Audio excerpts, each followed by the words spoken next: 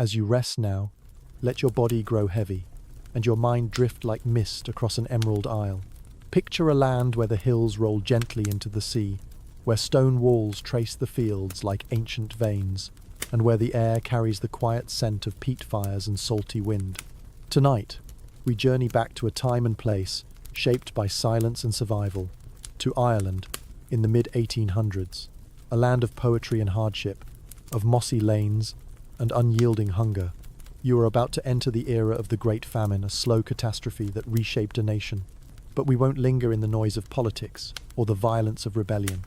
Instead, we will gently step into everyday life, wandering through the routines, hopes, and quiet endurance of the people who lived and sometimes died through this time. Let your breathing slow. Let the hush of history surround you, and allow yourself to imagine, could you have survived the Irish Potato Famine? Before the ruin, before the silence that follows starvation, there was life, simple, rhythmic, and tied intimately to the land. The rural Irish countryside in the early 1840s was a patchwork of human persistence. Fields, small and irregular, spilled across green hills. Stone cottages with thatched roofs dotted the landscape like scattered shells along the coast. In the soft morning mist, a typical Irish tenant farmer might rise with the dawn, the sound of a cock's crow drifting over damp hedgerows, mingled with the distant toll of a church bell. Inside his modest home, often a single-room cabin, the air was close but not unpleasant. It smelled faintly of damp wool, old turf, and smoke from last night's fire, now nothing more than ashen memory. His family, perhaps a wife, several children, maybe an aging parent or two, shared the space. Privacy was a foreign concept, lives intertwined. A child might sleep in a wooden cradle close to the hearth.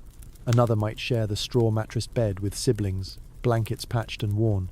Food was simple, and most often potatoes, the mainstay of the Irish peasant diet, boiled in iron pots, stored in pits beneath the ground, and eaten with salt if one was lucky. Butter or milk added a richness seldom afforded. Sometimes, the potato would be dipped in buttermilk or sprinkled with herring brine for flavour. Rare was the presence of meat. The land was both provider and oppressor. You see, most of the Irish were tenant farmers working small plots rented from absentee landlords. Rent had to be paid regardless of yield. A man might till his rocky soil with a spade, shoulders bent to the wind, planting rows of potatoes with care. The variety was usually the lumper, starchy, and high-yielding, if not particularly flavourful, but dependable. Children helped as soon as they could walk. Girls fetched water in tin pails from nearby streams, and boys might help tend pigs or gather turf for the hearth. The rhythm of their day pulsed with the seasons planting, growing, harvesting, and then waiting. Clothes were plain but functional. A man might wear a coarse linen shirt and trousers of rough wool. A woman's dress, perhaps homespun, faded from sun and scrubbing. On Sunday, families dressed their best for Mass, walking miles to small stone churches that perched humbly in quiet glens or stood in village centres. The air inside was still, filled with the scent of wax and damp coats. Despite poverty, there was warmth. Neighbours helped neighbours. At the end of a day's work, families gathered around the hearth. Stories were told of fairies and saints, of distant relatives in America, of better days once imagined or remembered. Music found its way through even the narrowest cracks of hardship. A fiddle, a tin whistle, a gentle voice carrying an old song into the dark. And all around them the potato. Its vines climbed softly through the summer air, its promise nestled in the black earth. A promise of sustenance, of continuity, of life. But the earth was changing. Beneath the soil, a quiet rot had begun. It was not yet visible, not yet understood, but it was there, waiting. As we move onward, we begin to trace the first threads of unravelling, from the quiet dignity of daily toil to the sudden collapse of certainty. Now, imagine yourself in the year 1845. The winds across Ireland are not so different than before, cool, misty, laced with salt from the nearby sea. But something is wrong, and the signs are subtle at first. It begins with the harvest. The potato plants bloom as usual through the summer, their blossoms pale and delicate against the greenery. Farmers, watching closely, hope for another fruitful year. But soon, there is a scent in the fields. a sweetness strange and unpleasant, drifting on the morning breeze. Then come the darkened patches on the leaves, followed by a grey fuzz, spreading overnight. Beneath the ground, the roots are blackened, soft, inedible. This is Phytophthora infestans, the potato blight. But in 1845, few know its name. Few understand the rot. What they know is this: the food is failing. A man named John McHale, Archbishop of Tuam, wrote letters in Latin and English to British officials, describing the devastation already creeping through Connacht. He urged aid. He begged attention. But in the early days, there is still uncertainty. Some regions report partial losses. Others hope it is a fluke. Relief seems unnecessary to those far removed. Let us turn now to a figure who embodies both the confusion and hardship of these early famine years. A tenant farmer named Seamus O'Connell. Not a famous man, not recorded in books, but representative of thousands. Seamus lived in County Mayo, on land leased from a landlord in London he had never seen. In 1845, he harvested barely half of what he planted. In 1846, the fields yielded nothing but sludge. He tried to adapt. Like many, he sold his pig to buy meal. But meal prices were rising fast. Indian corn, also called Peel's brimstone, named after British Prime Minister Robert Peel, was imported from America. Hard and unfamiliar, it had to be ground down before cooking. Many Irish lacked the mills or means to prepare it. It caused sickness when eaten raw, and offered little comfort to bodies already weakened. The government, cautious, opened temporary relief works. People, men, women, even children were paid to break stones and build roads. But the work was hard and the pay low. Long lines formed before dawn. Many walked miles barefoot through cold mud, too weak to labour. In 1846, Peel's government fell. A new ministry, led by Lord John Russell, shifted policies. Believing in the free market, they closed the public food depots.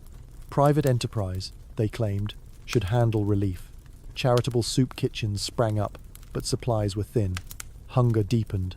The British press wrote of famine, but often with detachment or disbelief.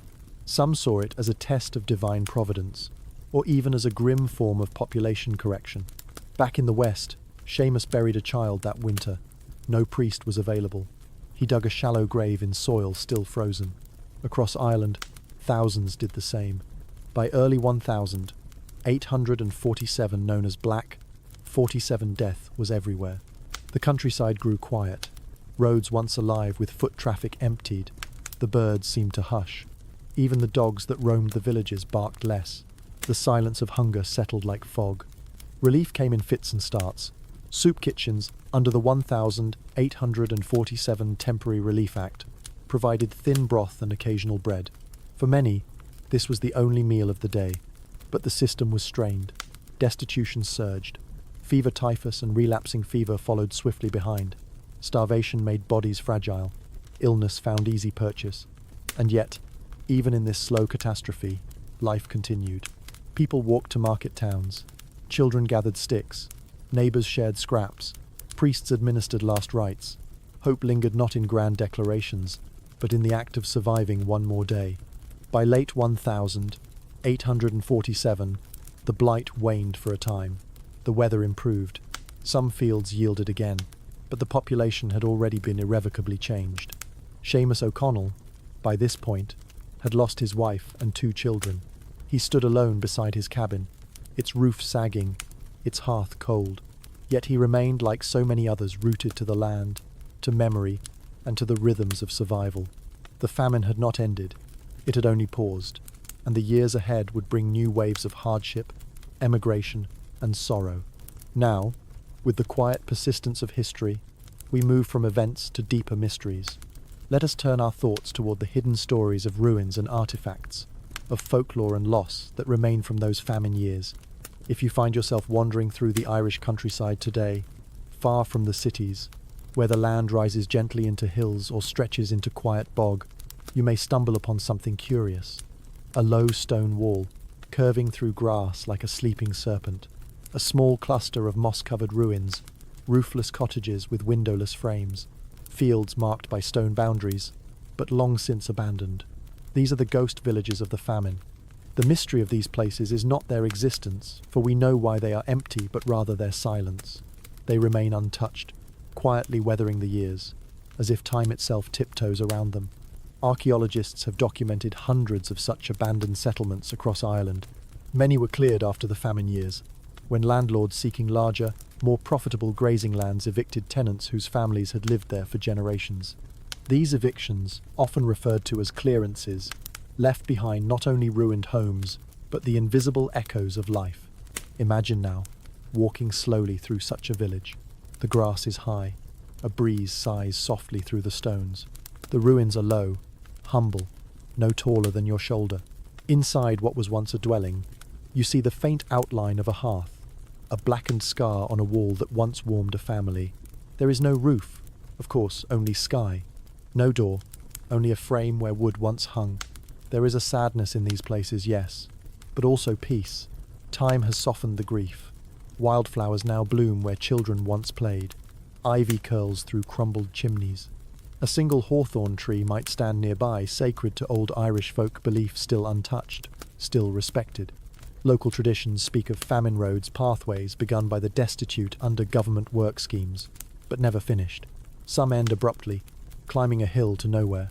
Others vanish into bogs. They too are part of the archaeology of loss. Their stones, laid by calloused hands in hunger, are still there, unmoving, unclaimed. In the western counties, especially Mayo, Sligo, and Galway, entire townlands were emptied. Some names fell from maps. Others persisted only in memory, or in whispered stories passed down through generations. That's where the O'Briens lived, someone might say. They all left, or died. There are also traces of hope in the archaeological record. Simple items left behind: a child's spoon, a rosary, a clay pipe speak to lives lived fully, even under hardship. And folklore, carefully collected in the 20th century, preserves famine tales of wandering spirits, of ghostly processions, of supernatural warnings that came too late. These stories are not historical records, but emotional truths, ways for communities to carry and explain the vastness of their loss. Even the land bears scars. In parts of the West, ridges called lazy beds, long, narrow mounds used for planting potatoes, are still visible beneath grass and heather. No longer tilled, they rest like ribs beneath a green blanket. And so, the famine endures not only in books, but in soil, in stone, in the shape of a field, in the broken path that leads nowhere. As you let your thoughts drift along those trails, consider the people who once walked them barefoot. Their voices may be silent, but their presence lingers. Now, let us turn gently to society itself, to those who suffered, and those who watched from positions of comfort, to the divides of class and fate that shaped life in famine Ireland. As hunger gripped the land, it did not do so evenly. Ireland in the 1840s was not only a patchwork of fields and villages, it was also a landscape of profound social divisions. For every humble cabin and barefoot child, there was a manor house with glass-paned windows, servants in livery, and tables set for tea. Imagine now a contrast. You move inland, away from the wind-scoured coast, to a great house nestled amid parkland. Perhaps it is a Georgian-style country. Estate grey stone, wide front steps, ivy trailing across the facade. Inside, the ceilings rise high, the air faintly scented with beeswax and cut flowers. Candles are lit as evening falls. The fire crackles in a marble hearth. Here lives the landlord, perhaps English or Anglo-Irish, perhaps rarely in residence, spending much of the year in London or Bath. When present, they live in comfort. Fine china graces the table, and their meals are multi-course affairs: stewed venison, roasted duck, fruit compote. The famine, for them, is something read about in newspapers. Tragic, yes. Concerning, of course, but distant, removed. Servants move through these halls in silence. The cook below stares, the maid polishing brass, the stable boy brushing down horses. Their lives are closer to the land, closer to hardship, but still removed from the worst of it. They are employed, sheltered, fed. Now step outside the gates of this estate. Not far beyond, just over the rise, lie the cottages of tenant families, cramped, cold and crumbling. A family there might be behind on rent. The crops have failed. Livestock, if any, has been sold. They survive on wild greens, nettle soup, maybe a few saved potatoes from a pit not yet spoiled. There is a child, perhaps 10 years old, who walks to the manor house each morning, cap in hand, to beg for food at the kitchen door. Sometimes a crust is given. Sometimes a servant waves him away. There is no malice, only fatigue. Relief efforts, when organised, are often entangled with class and religion. Protestant missions offer food, but also Bibles, sermons, and expectations. This leads to the phenomenon known later as superism, where desperate Catholics are rumoured to have converted to gain sustenance. Whether myth or truth, the label carries stigma long after the meal is gone. In towns, shopkeepers face dilemmas. Do they extend credit to customers they know will never repay? Do they close their doors and preserve their stock? Many go bankrupt trying to help. Others survive, but haunted by guilt. Across the Irish Sea, in the drawing rooms of Britain, the famine is viewed through the lens of economics and morality. Some politicians argue that relief must not create dependency. Others believe the Irish are to blame for their own suffering, too Catholic, too rural, too reckless. Letters from clergy, doctors, and landlords describe the suffering, but policy remains slow. And yet, amid this disconnection, there are moments of empathy. Some landlords reduce rents, some open soup kitchens. Some, even among the British elite, donate generously. Queen Victoria herself sent £2,000, a considerable sum, but modest in proportion to the need. Beyond class, geography shapes suffering. In Ulster, in the north where the diet is more varied and industry stronger, the famine hits less hard. In the west and south Galway, Kerry, Clare, the losses are overwhelming. County Skibbereen, in particular, becomes infamous. Reporters write of skeletal children, of mass graves. The name becomes shorthand for devastation. From this contrast of wealth and want, of upstairs and downstairs, comes much of the bitterness that will shape Irish identity for generations. The famine is not simply a tragedy of nature, but of inequity. Still, amid all this, life continues. A wedding may still take place. A new baby is born. A song is sung around a hearth. The human spirit, even battered, persists. Now, we shift our gaze outward across the sea, into the holds of ships bound for foreign shores. The next chapter is not one of hunger alone, but of passage and of exile. By the late 1840s, for many Irish families, the question was no longer how to survive the famine, but whether to stay at all. The decision to leave one's home, land, and ancestors was never made lightly. Ireland, despite hardship, held deep ties. But when the soil no longer yielded food, when rent notices turned to eviction, and when graves grew more numerous than cradles, leaving became a last desperate act of life. Now, imagine yourself on a narrow cart road leading to the coast. The air is heavy with moisture and smoke. You see families moving slowly, carrying bundles wrapped in wool, leading tired donkeys, clutching children close. These are not travellers, but the dispossessed. They walk toward the ports, Queenstown, Dublin, Sligo, seeking passage to the unknown. In your mind's eye, let a ship come into view. It is wooden, broad of beam, built for cargo, not comfort. These are not passenger vessels in the modern sense, but hastily repurposed merchant ships, their hulls refitted with rough bunks, their decks crowded and damp. They are known, darkly, as coffin ships. Step aboard. The air below deck is thick with the smell of brine, unwashed bodies, and stale water. There are no windows, only the creak of timbers and the low murmur of fear. Passengers lie in rows, each family confined to a space barely wide enough to stretch out. Buckets serve as latrines. Food, often meagre rations of ship's biscuit and salted meat, is distributed once or twice a day. A single candle glows at night, shared among dozens. The ship rocks and groans. The crossing can take 6 to 12 weeks. Storms are frequent. Sickness spreads quickly. Typhus, dysentery, and cholera move silently through the crowded air. There is no doctor. Some do not survive. Children are the most vulnerable. At sea there is little ceremony for the dead. A prayer whispered, a body wrapped in cloth, then lowered into the ocean. The sea swallows many such souls. Records estimate that over 1 million people fled Ireland during the famine years. Tens of thousands perished en route. And yet, Despite the suffering, the journey continued because what waited in Ireland was worse.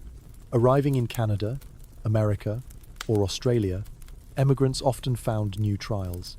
In Grosse-Île, the quarantine station near Quebec, ships lined the shore, each one carrying its burden of the sick and the hopeful. In Boston and New York, Irish immigrants were met with suspicion. Signs reading, "No Irish need apply," appeared in shop windows, yet still they came. They took work in factories, on railroads, in homes. They built new lives. Back in Ireland, families said goodbye without knowing if they would ever see each other again. Letters took months to arrive. News travelled slowly. Sometimes, a remittance came a few shillings from a son in Brooklyn, or a daughter in Liverpool enough to buy food, or perhaps passage for one more family member. Emigration changed Ireland permanently. The population fell by nearly 2 million over the course of the famine, and its aftermath, half from death, half from flight. Entire villages emptied. Gaelic songs and stories crossed oceans. Generations later, their descendants would remember not the hunger itself, but the parting, the voyage, the quiet pain of distance. And so, the coffin ships, though bleak, became vessels of both sorrow and survival, floating testaments to the will to live. Now, as we return from the sea, let us pause. In the stillness that follows loss, how did communities grieve? How did culture absorb such magnitude of absence? Let us now explore the memory of the famine, in song, in silence, in stone. The famine passed, as all things do. The fields, in time, grew green again. New crops were planted. Rain continued to fall gently on the hills, and smoke once more rose from the chimneys of homes that endured. But the silence left behind did not fade so quickly. Ireland became, in many ways, a country defined by absence of people, of villages, of a past that had vanished, not with noise, but with a terrible quiet. And yet, remembrance endured. In the decades that followed, the Great Famine was remembered differently by different people. For some, it was a private grief, a story whispered at the hearth, a name never spoken, an old photograph kept tucked in a Bible. For others, it became a cause, a rallying cry, a source of resentment and political awakening. But always, it lingered in the soil, in the songs, in the language. Let us begin with the most ancient form of Irish memory, oral tradition. Though millions left, those who remained carried the famine in their stories. Grandparents told children of the black years, of the time when grass grew tall in the roads, and the only sound was the tolling of church bells for funerals without mourners. These were not tales of heroism, but of endurance, of surviving, barely, with dignity intact. Folklorists in the 20th century gathered these recollections carefully. A woman in Connemara might recall how her great-grandmother fed her children with dock leaves and nettle tea. A man from Donegal might recount how entire families vanished from the parish register in a single season. The stories vary, but the grief is always there, softly folded into the telling. In song, too, the famine found a place. Traditional laments Cowiniad or Keening gave voice to sorrow. Though the lyrics may not always name the famine outright, the tone is unmistakable. A slow, aching melody, sung low, as if to honour the dead without disturbing their rest. More formal memorials came later. In Dublin, in Galway, in Skibbereen, bronze statues and etched plaques now mark the tragedy. One of the most haunting stands along the River Liffey in Dublin, gaunt figures, sculpted in bronze, walking silently toward the sea. Their faces are hollow, their clothes tattered. They carry nothing, and yet everything. Behind them, the city bustles, but the statues remain still, eternal witnesses. Abroad, too, the memory lives on. In Boston, Toronto, and Sydney, famine memorials honour those who made the journey, and those who did not. Irish-American communities, particularly, keep the story alive. In Grosse-Île, Quebec, the names of thousands who died in quarantine are carved into stone. The island is quiet now, but the wind that brushes its trees carries with it the sound of the Atlantic and of remembered loss. Commemoration ceremonies are held each year, often in late August or September, when the first harvests would have been taken. At these gatherings, speeches are made, poems are read, and silence is observed. The famine is not celebrated, of course. but acknowledged a shadow cast across Irish history, long and cold, but no longer ignored. In literature too, the famine has found its echo. Novels, memoirs and poems explore its effects not just as history, but as trauma. The famine, some scholars say, is a wound in the national psyche. Others see it as a point of convergence where memory, identity and resistance intertwine. But for many, remembrance is simpler still.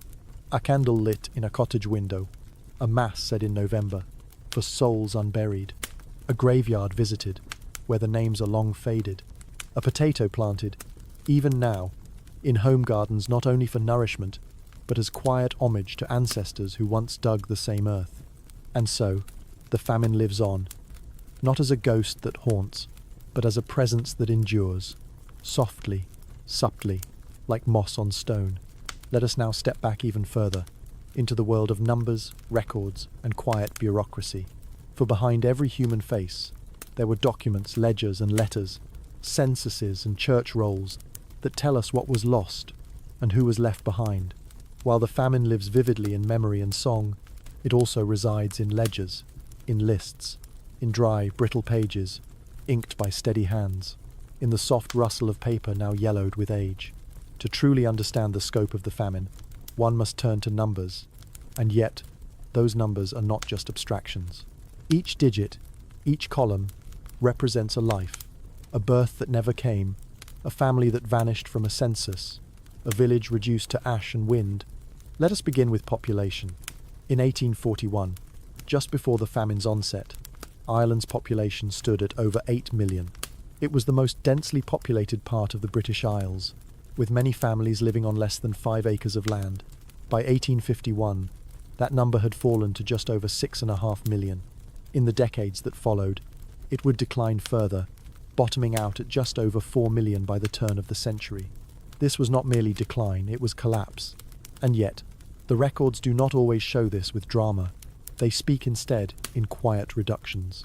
A townland once home to 60 souls is listed, 10 years later, with only 17. A parish register shows gaps a year with no baptisms, or a sudden surge of burials. Church records, where they survive, offer glimpses of grief. Priests wrote notes in the margins, buried 7 this day, no coffins, mass suspended, too many sick. Some did not write at all, overwhelmed, or perhaps themselves fallen to hunger or fever. Workhouse ledgers tell their own story.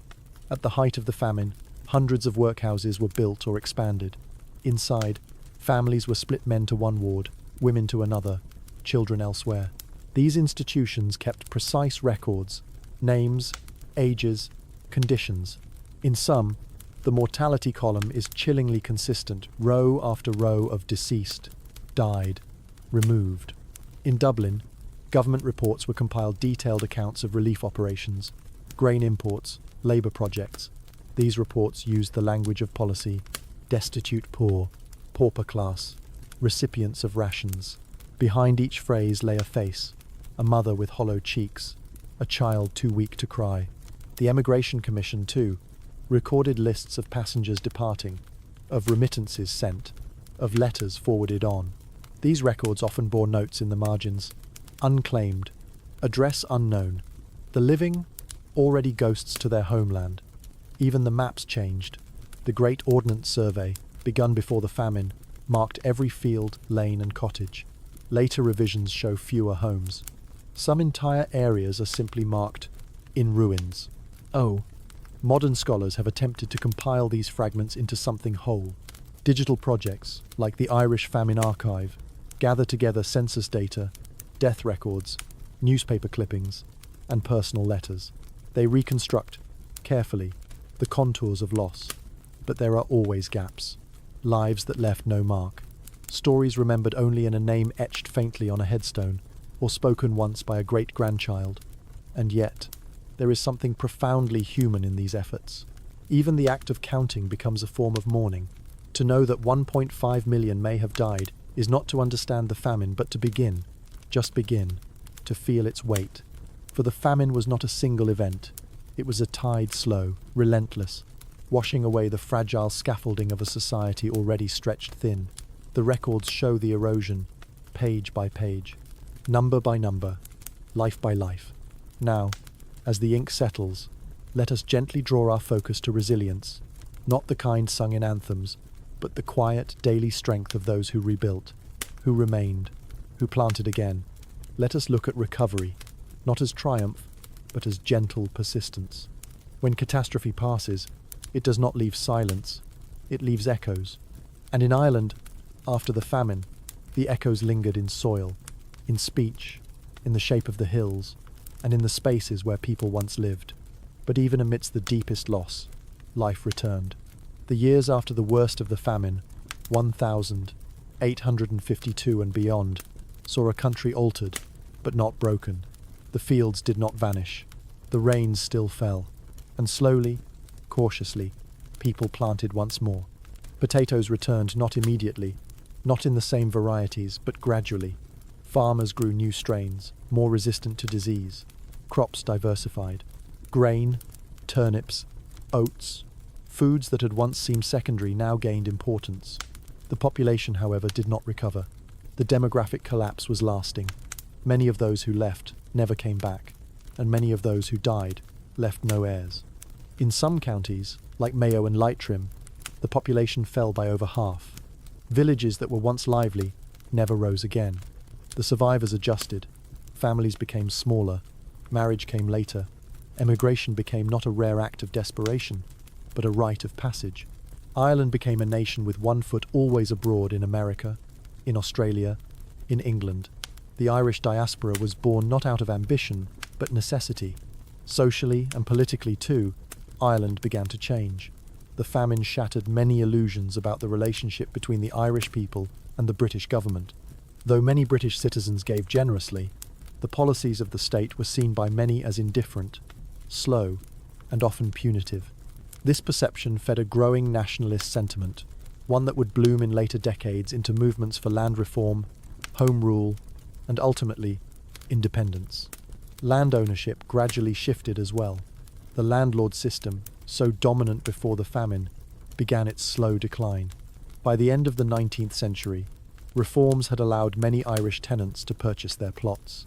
What had once been impossible to own the land one tilled became a quiet revolution in the making. Culturally, the famine reshaped memory. It became a kind of unspoken dividing line before the hunger and after. Songs written in the decades following rarely named it directly, but its shadow lingered in their melancholy, in their longing.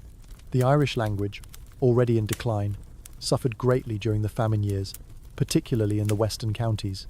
With the deaths of native speakers and the emigration of entire communities, the tongue of ancestors grew quiet. And yet, even this was not the end. In time, movements rose to revive Gaelic culture, to teach the language again, to reclaim forgotten stories, to honour the dead, not with despair, but with dignity. Today, across Ireland, the legacy of the famine is carefully tended. School children learn about it not with shame, but with compassion. Artists paint it, poets invoke it, and descendants, both at home and abroad, gather each year to walk the fields where their forebears once stood thin with hunger, but unbent. In County Kerry, you might find an old man planting potatoes still, his hands worn but steady, not for survival, not for need, but because it is what his father did, and his father before him. A gesture of continuity, of remembrance. And across the sea, in Boston or Chicago, you might find a photograph on a mantelpiece, a stern-faced couple, clad in 19th century dress, framed by soft sepia, their eyes fixed on the camera, unblinking, yet full of stories. This is recovery, not sudden, not triumphant, but enduring. The famine taught Ireland grief, but it also taught patience, the kind of patience found in stone walls built slowly, in seeds planted season after season, in names whispered over generations. As we prepare now to rest and reflect, let us gently close our journey through time by returning to the present and letting the past settle quietly behind us, like the evening fog rolling in across a silent glen. And now, as the candle flickers low and the hush of night deepens, we return from the 19th century, from misted hills and silent famine roads, from hearths long gone cold and voices long faded into the wind. You've walked through fields where nothing grew, sat in cottages thick with smoke and sorrow, sailed on quiet, dangerous seas, and watched history unfold, not in the roar of battle, but in the slow, steady quiet of loss and endurance. The Irish Potato Famine was not a single moment, but a series of endless days, days filled with hunger, uncertainty, and heartbreak. And yet, it was also filled with the small courage of ordinary people, those who held their children close, who dug one more row of soil, who walked to Mass, though weak with hunger, who spoke their mother tongue when it was slipping away, who planted again. Tonight, as you rest in comfort with full cupboards, a warm bed, and the soft hum of modern life around you, spare a quiet thought for those who came before, for the Seamus O'Connells and the unnamed children, for the women who ladled soup in makeshift kitchens, for the weary men breaking stone on famine roads that led nowhere. History, though filled with sorrow, is also filled with softness, with reflection, with stories passed down not to disturb, but to remember. You may never truly know what it would have been like to survive the Irish famine, but now, gently, you have walked its path, just for a little while. And as you drift towards sleep, know this: the past watches over us, not as a burden, but as a quiet companion whispering, teaching, enduring. Rest now, and let the silence of history cradle you.